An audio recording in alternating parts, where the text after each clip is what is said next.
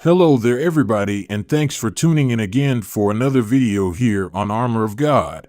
This time I'll be sharing about this one interesting thing about Padre Pio, and that how he was able to speak with angels, having conversation with the angels.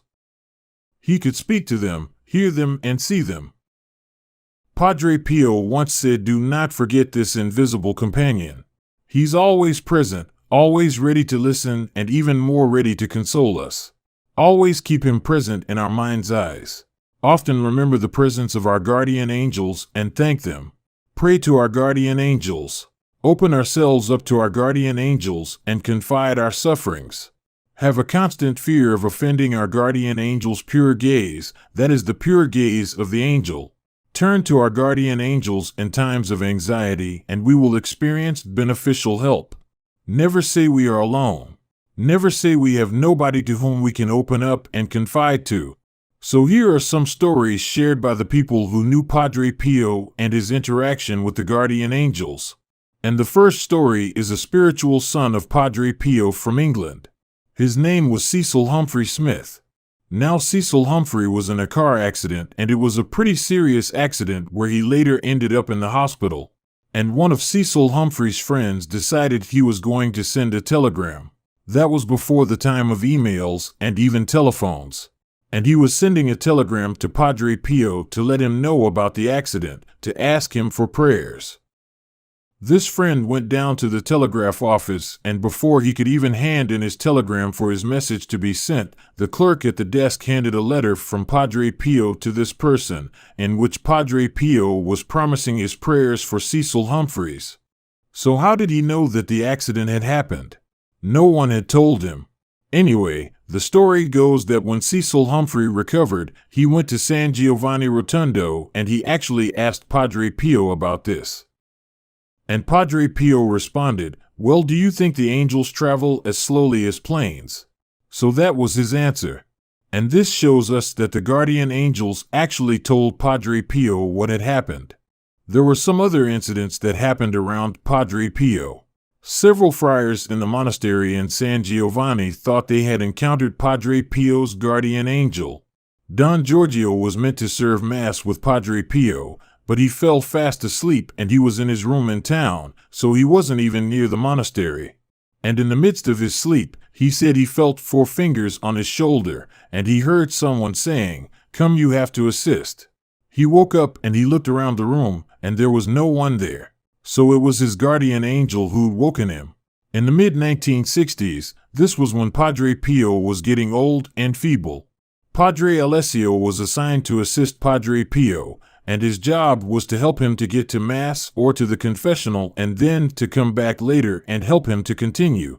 But it seems that Padre Alessio could not keep up with Padre Pio, and he recalls he did not get much sleep.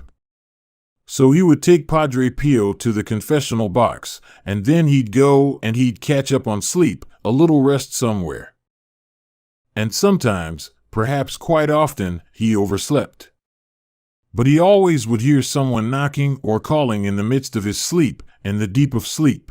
And he would go downstairs, and sure enough, Padre Pio would be finishing Mass. And then one day, he missed his appointment with Padre Pio. And Padre Pio pointed his finger at him and said to him, "Do you think I will continue to send my guardian angel to assist you to wake up every morning?" So Padre Alessio was aware that he had been woken up, and this confirmed that it was Padre Pio's guardian angel who was doing this. He was giving his guardian angel little missions, little chores to do, which is quite nice to hear. And here's another story. And this one is also truly incredible. It's unbelievable, the story. There's a car dealer in Florence by the name of Pier Giorgio Biovanti, and he was one of Padre Pio's spiritual children. And he was traveling to San Giovanni from Florence. As he got tired from traveling, at sunset, he stopped his car for a little rest. He got out and he went and bought coffee. After that he got back into his car and he put his hands on the steering wheel.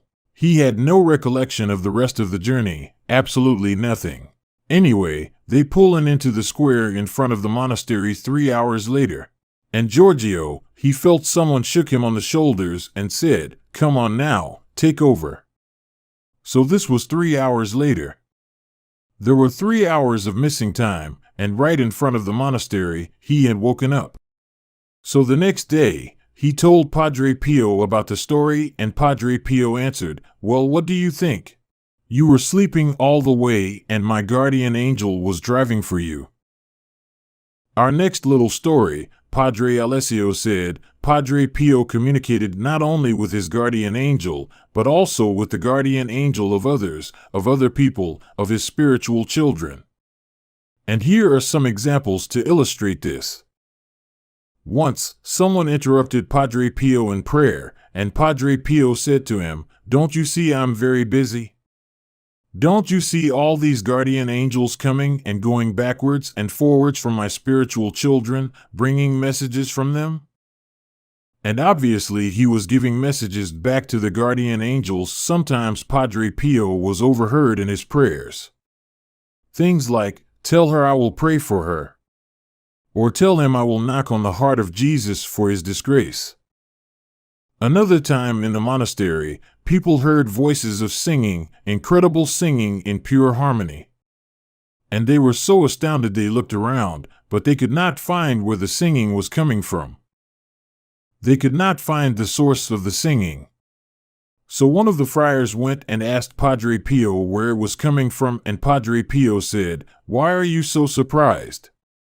They are the voices of the angels who are taking souls from purgatory to paradise." As we know, Padre Pio was reluctant to speak to people about this spiritual phenomenon. But he did correspond with his spiritual directors, and in which he described in some of these stories that he was in almost continual contact with his guardian angel. And his guardian angel protected him from both human and supernatural enemies, but also did other tasks for Padre Pio, like translating letters. That's quite useful that a letter comes in a foreign language, and the guardian angel would help him to understand the letter. If we can just recap what Padre Pio said about the guardian angels, we should have great devotion to our guardian angels. How consoling to know that nearest to us is a spirit who, from cradle to grave, does not leave us even for an instant. This heavenly spirit guides and protects us as a friend and as a brother.